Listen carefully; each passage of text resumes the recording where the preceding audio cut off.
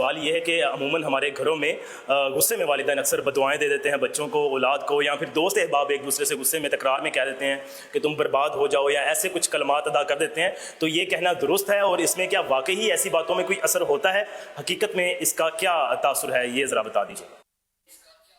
بچوں کو تو مائیں کوسنے دیتی رہتی ہیں، بعضوں کی عادت ہوتی ہے، تو ڈڑ پڑے تو مر پڑے تو پھٹ پڑے تو اس طرح تیرا جنازہ اٹھے، تیرا منہ نہ دیکھوں وغیرہ.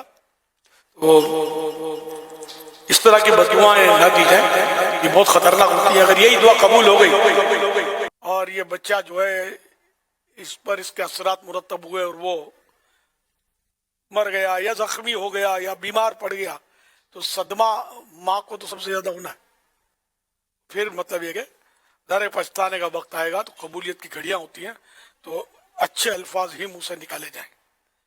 جیسے اس کو کوسنا ہی ہے بالفرض، تو کوسنے کی جگہ یہ کہ تو مدینے جائے، حاجی بنے،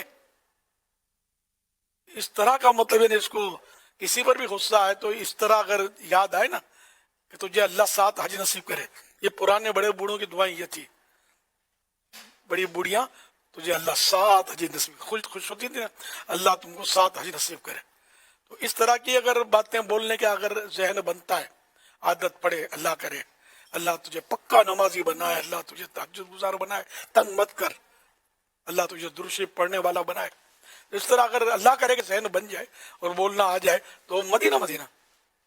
ورنہ یہ کہ واقعی کوسنے دیتے ہیں اور بات بات پہ جھاڑنا، ڈانٹنا نقصان دہ. ویسے بھی اس طرح کی کوسنوں سے بھی بچہ تھوڑی مانتا ہے، یا بار بار ڈانٹنے جھاڑنے سے بھی تھوڑی مانتا ہے، وہ تو ڈھیٹ ہو جاتا ہے. وہ ایک کان سے سنتا ہے دوسرے کان سے نکال دیتا ہے، عادی ہو جاتا ہے. صلو علی الحبیب صلی اللہ علی محمد. ویسے اس میں آپ کی بات سے تو ہر طبقہ رہنمائی لے. مجھے آپ کی گفتگو سے ہمارے مکتبۃ المدینہ کے اسٹال کی ایک بات یاد آ رہی تھی، بہت پرانی بات.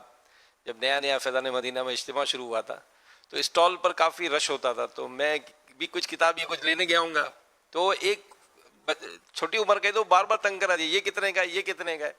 تو اسٹال پہ جو کھڑے تھے انہوں نے کہہ رہے اللہ تیرا بیڑا پار کرے، ایسا بیٹا ایسا نہ کرو. تو عام طور پہ تو کہا جاتا ہے تیرا بیڑا غرق ہو، تو تیرا بیڑا پار ہو، ایسا نہیں کرے. تو یوں آپ کی بات سے کہ وہ جو تنگ کرنے والوں کو کچھ اس انداز سے دعائیں دی جائیں، نہ کہ اس کو بد دعا دی جائے. ماشاء اللہ، یہ مکتبۃ المدینہ. الحمدللہ. ماشاء اللہ.